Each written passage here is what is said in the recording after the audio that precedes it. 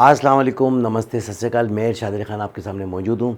जी दोस्तों, आज फिर एक नई वीडियो के रिएक्शन के लिए आपके सामने मौजूद हूँ। बहुत ही ज़बरदस्त एक वीडियो है। हमारे बहुत ही प्यारे व्यूवर्स हैं जिनका नाम है रुशवा ननगट्टू रुशवा, और उन्होंने रिक्वेस्ट भेजी थी।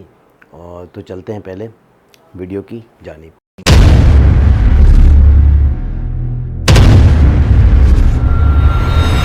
जी तो दोस्तों, चलते हैं वीडियो की जानिब। वीडियो का टाइटल है India planning to build its on Hong Kong and Andaman Nicobar. तो अंडमान निकोबार हांगकांग और सिंगापुर ये दोनों आज के टाइम ग्लोबल सिटी मानी जाती हैं, और ग्लोबल सिटी के साथ साथ ये शहर ट्रेडिंग हब भी मानी जाती हैं। माना जाता है कि यहाँ पे बिजनेस करना बहुत आसान होता है। फ्री सोच की वजह से हांगकांग आज के टाइम ग्लोबल सिटी बन के सामने आया है, लेकिन ये आज़ादी ज़्यादा दिन तक नहीं रहेगी। 2047 में हांगकांग एक देश नहीं रहेगा, वो कम्प्लीटली चाइना का पार्ट बन जाएगा। अगर आपने हिस्ट्री पढ़ी होगी तो आपको पता होगा कि ब्रिटिश एम्पायर जैसे इंडिया को कंट्रोल करती थी अपनी कॉलोनी बनाकर, हांगकांग को भी अपनी कॉलोनी बनाया था, जिसको वो एज ए पोर्ट सिटी के रूप में यूज करते थे अपने ट्रेड को फैलाने के लिए। ब्रिटिश एम्पायर पूरे चाइना को कंट्रोल नहीं कर पाया था। 1948 में जब पीपल्स रिपब्लिक ऑफ चाइना बना अंडर कम्युनिस्ट पार्टी, तो उस टाइम हांगकांग पे ब्रिटेन का कंट्रोल था, और ये कंट्रोल 1997 तक रहा। 1997 में ब्रिटेन ने हांगकांग से जाने का फैसला लिया, और अगर ब्रिटेन हांगकांग से जाता तो हांगकांग फिर से चाइना का पार्ट बन जाता। लेकिन जैसे कि आप जानते हैं, ब्रिटेन एक डेमोक्रेटिक कंट्री है, जबकि चाइना एक कम्युनिस्ट देश, जहां पे जनता को अपने नेता चुनने का अधिकार नहीं है। हांगकांग में उसके उलट था, क्योंकि हांगकांग ब्रिटेन के कंट्रोल में रहा तो उन्होंने वहां पे रहने वाले लोगों को लोकतंत्र की महत्व को समझाया, और हांगकांग के लोगों ने इसको अपनाया। हांगकांग के लोग डेमोक्रेसी में यकीन करते थे। इसी बात को ध्यान में रखते हुए ब्रिटेन ने चाइना के साथ एक डील किया, जिसको बोलते हैं वन कंट्री टू सिस्टम। यानी हांगकांग रहेगा तो चाइना का पार्ट ही, लेकिन हांगकांग को स्पेशल स्टेटस मिलेगा अगले 50 सालों तक। यानी हांगकांग में जो डेमोक्रेसी का प्रोसेस है उसको चाइना खत्म नहीं कर पाएगा। हांगकांग को वहीं के लोग चलाएंगे, चाइना का इसमें कोई दखल नहीं होगा। और 2047 में इस डील के 50 साल पूरे होंगे, और इसके साथ ही हांगकांग चाइना का पूरी तरह से पार्ट बन जाएगा, और इसके पार्ट बनते ही चाइना का कानून हांगकांग पे लागू होगा। इसी वजह से अभी जो भी दुनिया भर से लोग आए और यहाँ पे अपने बिजनेस सेटअप किए, उनको अपने ऑफिस को कहीं और शिफ्ट करना पड़ेगा, क्योंकि उनको शायद चाइना का सिस्टम पसंद ना आए। और उन लोगों में भारतीय भी शामिल है। बहुत से इंडियन हैं जो माइग्रेट करके गए थे हांगकांग में, और उन्होंने वहाँ पे अच्छा खासा बिजनेस बना लिया है। इन लोगों को अट्रैक्ट करने के लिए सिंगापुर और दुबई जैसे शहर तैयार बैठे हैं, क्योंकि यहाँ पे भी कुछ हद तक वैसा ही सिस्टम है, इसीलिए इनको भी ग्लोबल सिटी बोला जाता है। लेकिन क्या हो अगर इंडिया इनको अपनी तरफ आकर्षित करे। लेकिन हमारी सबसे बड़ी प्रॉब्लम है कि हमारे पास अभी कोई ग्लोबल सिटी नहीं है। जानता हूँ बहुत से लोग सोच रहे होंगे कि ऐसा कैसे, हम ढुलेरा गिफ्ट सिटी बना रहे हैं स्मार्ट सिटी के रूप में, तो ये ग्लोबल सिटी कैसे नहीं हो सकते। दोस्तों, यहाँ पे हम शायद इंडियन ओरिजिन बिजनेस को आकर्षित कर भी ले, लेकिन जो बाहर के बिजनेसेस है जो हांगकांग से जाएंगे उनको कैसे आकर्षित करेंगे, मैं आपको इसके बारे में आगे बताऊंगा कि अभी ढुलेरा गिफ्ट या फिर कोई भी इंडियन सिटी ग्लोबल सिटी क्यों नहीं है। नीति आयोग ये बात जानता है, इसीलिए इन लोगों ने 2021 में एक प्रपोजल दिया एक कोस्टल सिटी बिल्ड करने का फ्रॉम स्क्रैच। और इसके लिए जो लोकेशन चुना गया है वो है अंडमान निकोबार द्वीप समूह। इस अंडमान में आपको एक आइलैंड मिलेगा जिसका नाम है लिटिल अंडमान। नीति आयोग ने इसी 707 किलोमीटर स्क्वायर आइलैंड को चुना है हांगकांग के रिप्लेसमेंट के रूप में। इस आइलैंड की लोकेशन इसको खास बनाती है ट्रेडर्स के लिए, क्योंकि ये मलक्का स्ट्रेट के रास्ते में पड़ता है। अगर यहाँ इंडिया कोई सिटी डेवलप करे तो इससे हम यहाँ पे एक ग्लोबल बिजनेस हब बना सकते हैं। ये आइलैंड इंडिया के स्ट्रेटेजिक पॉइंट से भी बहुत महत्वपूर्ण है। एक बिजनेस हब के साथ इंडिया यहाँ पे अपने इन्फ्लुएंस को और ज्यादा बढ़ा सकता है, और ऐसी बातें चाइना जैसे देशों को अच्छी नहीं लगेगी। दोस्तों, ऐसा भी नहीं है कि ये आइडिया बस यूं ही आ गया। एक्चुअल में इसका ओरिजिनल आइडिया तो 1970 का है। 1970 से पहले हमें यह अंदाजा हो गया था कि ब्रिटेन हांगकांग को छोड़ने वाला है, और हांगकांग के चाइना में मिलने के बाद यहाँ के लोगों के जो बिजनेस है वो शिफ्ट हो सकते हैं। क्योंकि ये लोग चाइनीज कम्युनिस्ट पार्टी के इन्फ्लुएंस के अंडर काम नहीं कर सकते। इन लोगों में बहुत से इंडियन भी थे।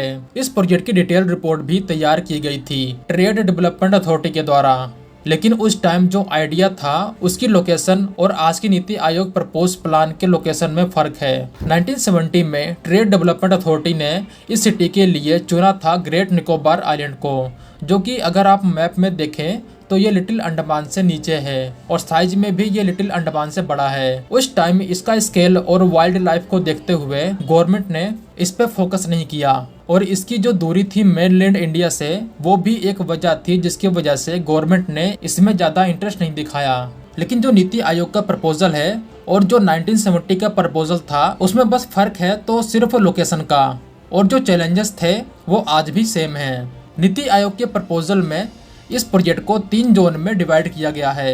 जोन 1 में 102 किलोमीटर स्क्वायर का एरिया कवर होगा लिटिल अंडमान के ईस्ट कोस्ट में। इस एरिया को चुना गया है फाइनेंशियल डिस्ट्रिक्ट, एरो सिटी और टूरिज्म पॉइंट बनाने के लिए। जोन 2 में 85 स्क्वायर किलोमीटर एरिया को चुना गया है film city, residential district, tourism, special economic zone को बिल्ड करने के लिए। और जो जोन 3 है वो नेचुरल जोन रहेगा जिसमें forest resort, natural healing district शामिल है। इसके अलावा अंडर वाटर रिजोर्ट भी बिल्ड किया जाएगा, गोल्फ कोर्स भी होगा। और जब एक ग्लोबल सिटी बन रहा है तो जाहिर सी बात है एक इंटरनेशनल एयरपोर्ट भी बनेगा। अगर कुछ लोगों को लगता है कि इसका एरिया बहुत छोटा है तो आपको एक कंपैरिजन से बताता हूँ कि सिंगापुर सिटी का एरिया 728 किलोमीटर स्क्वायर है और लिटिल अंडमान का एरिया 707 किलोमीटर स्क्वायर, यानी सिर्फ थोड़ा सा ही फर्क है दोनों आइलैंड में। लेकिन कुछ भी इतना आसान नहीं है, खास करके इंडिया जैसे लोकतांत्रिक देश में। जाहिर सी बात है ये इतना आसान नहीं होने वाला। अगर आप मैप में देखें तो आपको ये पूरा एरिया ग्रीन मिलेगा, यानी ये पूरा एरिया 90% जंगल से कवर है। और यही सबसे बड़ी प्रॉब्लम है। सिटी को बिल्ड करने के लिए बहुत से पेड़ों को काटा जाएगा और इसीलिए बहुत से लोग अभी से प्रोटेस्ट कर रहे हैं। देखते हैं कि नीति आयोग विकास और एनवायरनमेंट के बीच में कैसे बैलेंस बनाती है, ये देखने वाली बात होगी। फॉरेस्ट डिपार्टमेंट ने अपनी चिंताएं नीति आयोग को पहले से ही बता दी है। दोस्तों, मैं आपसे सवाल पूछना चाहता हूं कि क्या इस नए कोस्टल सिटी के लिए लिटिल अंडमान आइलैंड सही रहेगा या फिर 1970 में प्रपोज किया गया ग्रेट निकोबार आइलैंड, या फिर आपको लगता है कि जो पुराने जंगल्स हैं उनको प्रोटेक्ट करना चाहिए और इस नए ग्लोबल कोस्टल सिटी को इंडिया के साउथ में किसी और लोकेशन में बिल्ड करना चाहिए? अब मैं आपको उस सवाल का जवाब देने की कोशिश करूंगा जो कि आप लोगों के मन में जरूर होगा कि ढुलेरा गिफ्ट या फिर कोई भी Indian smart city project global city क्यों नहीं बन सकते। दोस्तों, इसके लिए आपको पहले ग्लोबल सिटी का कॉन्सेप्ट समझना होगा। शायद इसमें आपका व्यू दूसरा हो जिसको आप लिख सकते हैं कमेंट में। ग्लोबल सिटी यानी जहां पे एक शहर के अंदर पूरी दुनिया बसती हो, जो हब हो ग्लोबल ट्रेड का, ऐसे शहर को ग्लोबल सिटी ही बोला जाएगा। मैं आपको एक एग्जांपल से समझाता हूँ। दुबई एक ग्लोबल सिटी माना जाता है, ऐसा क्यों? जबकि किसी सऊदी के शहर को ऐसा नहीं बोला जाता। वो इसलिए क्योंकि दुबई में आपको दुनिया भर के लोग मिलेंगे, different culture, different religion, different foods, different language के साथ, जो कि आपको सऊदी के या फिर किसी मिडिल ईस्ट या फिर इंडिया में किसी भी शहर में नहीं मिलेंगे। वो इसलिए क्योंकि दुबई ने ऐसे कानून को लागू किया है जिससे दुनिया भर के लोगों को आसानी हो। फॉर एग्जाम्पल, यूएई एक इस्लामिक देश है और इस्लाम में दारू पीना बैन है, पोर्क खाना बैन है, बिना हिसाब के घूमना बैन है। लेकिन आपको हैरानी होगी कि यूएई ने अपने कल्चर को किसी के ऊपर थोपा नहीं है। इन सब के बावजूद आप दुबई में बैठ के पोर्क मीट खा सकते हैं। यूएई की सरकार ने बहुत से लाइसेंस इशू किए हैं ताकि जो लोग पोर्क खाते हैं उनको कोई दिक्कत ना हो। भले ही यह इस्लाम में बैन है लेकिन दुनिया के बाकी के रिलीजन और कल्चर में ये बैन नहीं है। दुबई में आप दारू भी पी सकते हैं जबकि इस्लाम में ये बैन है। इवन दुबई के बीच में आप बिकिनी में भी वॉक कर सकते हैं और बिजनेस के लिए भी दुबई में अच्छे इंसेंटिव दिए जाते हैं। अगर जहाँ पे इतनी ज़्यादा आज़ादी हो, दुनिया के हर एक वर्ग का ख्याल रखा जाता हो, तो वो शहर ग्लोबल सिटी क्यों नहीं बनेगा? इस्लाम में आइडल वर्शिपिंग बैन है लेकिन दुबई में आपको हिंदू मंदिर भी मिल जाएगा।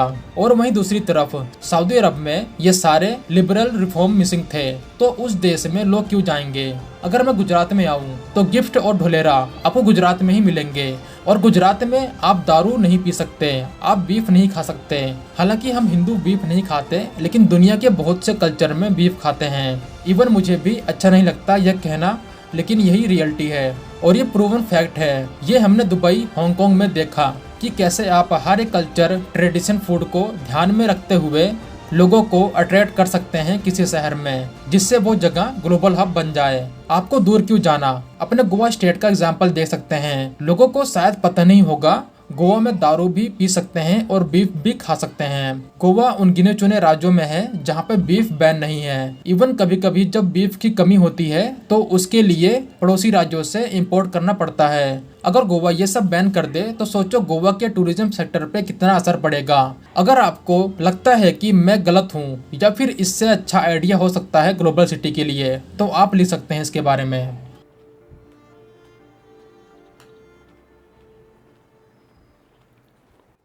जी दोस्तों, आपने देखा कितनी ज़बरदस्त ये वीडियो, और हांगकांग के हवाले से कि हांगकांग और सिंगापुर जो है ग्लोबल सिटी हैं, और काफ़ी सारी पूरी दुनिया से जो है पूरी दुनिया से काफ़ी सारे लोगों ने जो है वहाँ पर जो है अपने ऑफिसेज़ बनाए हुए हैं और वहाँ से ट्रेड करते हैं। कुछ इंडियंस भी जो है वहाँ पर पहुँचे हुए, काफ़ी पुराने, यानी कि कई साल पुराने जो है लोग वहाँ पर गए हुए हैं और अपना जो है वहाँ से बिज़नेस कर रहे हैं।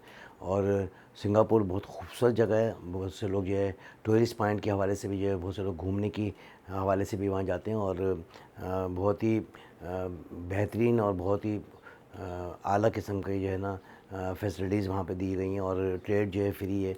तो वहाँ हर आदमी जो है वहाँ पर जाके जो है अपना बिज़नेस जो है स्टार्ट कर सकता है। इसी तरह सिंगापुर में भी जो है काफ़ी सारी इस तरह की सहूलत दी गई हैं जो कि ग्लोबल सिटी में होती हैं, वो भी ग्लोबल सिटी ही कहलाता है। और फिर साथ साथ जो है यूएई ने जो है ये तमाम तर चीज़ें जो है, तमाम तर फैसिलिटीज़ जो है यूएई ने भी दे दी हैं, और वहाँ पर भी आप हर तरह के खाने, हर तरह की चीज़ें जो है आपको जो है मिल सकती हैं। और घूमने के हवाले से टूरिस्ट पॉइंट और ट्रेड के हवाले से बिज़नेसेस अगर आप करना चाहें तो वहाँ पे बिज़नेस भी जो है आप कर सकते हैं। और इन तमाम तर चीज़ों को देखते हुए पूरी दुनिया को पता है कि 2047 में जो है हांगकांग जो है वापस चाइना को जो है मिल जाएगा, और उनकी वहाँ पर जो है हुकूमत होगी, और वो अपने तमाम तरीके से जो है ना उसको लुक आफ्टर करेंगे। तो उससे पहले जो है इंडिया ने जो है ये चीज़ जो है ठान ली है कि भाई हम जो है यहाँ पर जो है एक आइलैंड बनाए, निकोबार, अंडमान निकोबार पर जो है ना ये ग्लोबल हब बनाएं, और एक नया जो है सिटी स्टार्ट करें, जिससे कि जो है टूरिस्ट भी आएंगे, और बिज़नेस पॉइंट ऑफ व्यू से जो है यहाँ पर जो है वो ट्रेड भी जो है उनकी खुल जाएगी। तो उसके लिए इन्होंने जो है अंडमान निकोबार का जो है मुंतखब किया है उस एरिए को, जो कि 707 किलोमीटर पर जो है ये रकबा जो है मुहित है। और जो कि जबकि इसके अगेंस्ट में हांगकांग जो है 728 किलोमीटर है, तो थोड़ा सी वो है अपना फ़र्क है। और वो तमाम तर फैसिलिटीज़ अगर इंडिया में जो है अंडमान निकोबार पर जो है जो 707 किलोमीटर पर जो है मुहित होगा, वो उस पर जो है अगर दे दी जाएँ और तमाम तरह फैसिलिटीज़ दे दी जाएँ, तो हो सकता है कि जिस तरीके से मैं ये देख रहा हूँ कि इंडिया में जो है टूरिस्ट भी आ रहे हैं, और मल्टीनेशनल कंपनियाँ भी जो है वहाँ पे जाके इन्वेस्टमेंट कर रही हैं, और बहुत सारी ऐसी कंपनी जो चाइना से अपना सेटअप ख़त्म कर कर जो है इंडिया में जो है उन्होंने जो है मैन्युफैक्चरिंग स्टार्ट कर दी है। और फिर इंडिया के अपने जो लोग हैं जो कि बिज़नेसमैन हैं, बहुत बड़े बड़े नाम हैं, टाटा, अडवाणी और अशोक अंबानी, मुकेश अंबानी, तो ये भी जो है ना बड़े बिजनेसमैन हैं। तो ये भी जो अपनी इन्वेस्टमेंट जो है वहाँ पर कर सकते हैं। और जो लोग हांगकांग में जाके ट्रेडिंग कर रहे हैं और यूएई में जाके ट्रेडिंग कर रहे हैं, तो वो भी जो है ना वहाँ पर जो अपना बिज़नेस पॉइंट ऑफ व्यू से जो है ना अपने ऑफिसेज़ वगैरह खोल सकते हैं। और मल्टीनेशनल कंपनी माइल हो जाएंगी जब ये बनेगा और एक रूप इसका हांगकांग की तरह आ जाएगा, तो फिर लाजिम बात है कि तमाम तर जो कंपनियां हैं, तमाम तर जो ऑफिसेज़ हैं मल्टीनेशनल कंपनीज़ के, वो जो है उस तरफ जो जागर हो जाएंगे। और अंडमान निकोबार की मैंने पहले भी एक वीडियो की थी, बड़ा साहिली इलाका है और सरसब्ज़ है, यानी कि हरियाली बहुत ज़्यादा है। और जैसे कि इस वीडियो में भी बताया कि भाई जंगल नुमा जो है ना एक जो है ना बहुत बड़ा जो है एक जंगल सही है। तो अगर उसको काटेंगे और फिर जो है तमाम तर चीज़ों को जो है लुक आफ्टर करके इसको बनाया जाएगा, तो एक बहुत ही ज़बरदस्त जो है ना एक व्यू नज़र आएगा आपको। और मैं समझता हूँ कि हांगकांग की तरह ये बना सकते हैं जिस तरीके से इनके पास अभी मैंने जो देख रहा हूँ कि इंडियन जो गवर्नमेंट के पास जो टीम है वो टीम जो है बड़ी ज़बरदस्त काम कर रही है। और इनका जो काम करने का तरीक़ेकार है वो बहुत ज़बरदस्त है। और फिर हर चीज़ को बनाने के लिए पैसे की ज़रूरत पड़ती है। पैसे इंडिया में जो है वैसे ही वाफ़ तादाद में, क्योंकि नितिन गडकरी साहब कहते हैं कि अगर हमें जब भी कभी कोई पैसों की ज़रूरत पड़ती है तो हम एक रोड बना देते हैं, रोड बनता है उससे आमदनी स्टार्ट हो जाती है। तो वैसे भी इंफ्रास्ट्रक्चर अगर आप देखें इंडिया का तो बहुत ही ज़बरदस्त बना दिया गया है। इन 8 सालों में जो तरक्की हुई है वो इससे पहले कभी नहीं देखने में आई। और अब जब ये बन के तैयार हो जाएगा अंडमान निकोबार पर जो है हांगकांग की स्टाइल में जो है एक मेगा सिटी, तो ग्लोबल सिटी, तो फिर लाजिम बात है कि वो और मज़ीद जो है ना इंडिया का जो है ना एक जो नाम है वो बुलंद होगा और दुनिया जो है उस तरफ जो है वो मज़ीद जो है माइल हो जाएगी। तो दोस्तों आपने देखा कितनी ज़बरदस्त ये जो है ना एक प्रोजेक्ट लॉन्च किया जा रहा है और उस पर जो काम स्टार्ट होने वाला है। और क्योंकि लाजिम है जब एक चीज़ सोच ली गई है तो जो प्रोजेक्ट बना दिए जाते हैं फिर वो आने वाली भले कोई भी गवर्नमेंट हो, भले जैसे कि अभी मोदी जी की गवर्नमेंट है, और अगर इसके अगेंस्ट में कोई भी गवर्नमेंट आएगी तो उसको उस मेगा प्रोजेक्ट को जो है ना वो फॉलो करेंगे। तो बहुत ही खुशैन बात है आप लोगों के लिए जो लोग वहाँ इंडिया में रहते हैं, और उन लोगों के लिए एक ये समझो गिफ्ट है कि एक ऐसा स्टेप लिया जा रहा है जो कि पूरी दुनिया को जो है ना अपनी तरफ जो है माइल कर लेगा। और मज़ीद जो है तरक्की पे तरक्की, तरक्की पे तरक्की इंडिया में जो है जो नज़र आ रही है वो और मज़ीद जो है तेज़ी आ जाएगी। इसका सबसे बड़ा फ़ायदा ये होगा कि जब टूरिस्ट आएंगे तो पैसा आएगा, और जब ये ग्लोबल सिटी बन जाएगा तो कितने सारे लोगों को जो है रोज़गार मिल जाएगा। हमारे यहाँ पाकिस्तान में तो बच्चा अगर ग्रेजुएट कर लेता है तो फिर उसको नौकरी की तलाश होती है कि भाई फ़ाइलें उठा के जो है ना वो इंटरव्यू देता फिर रहा होता है।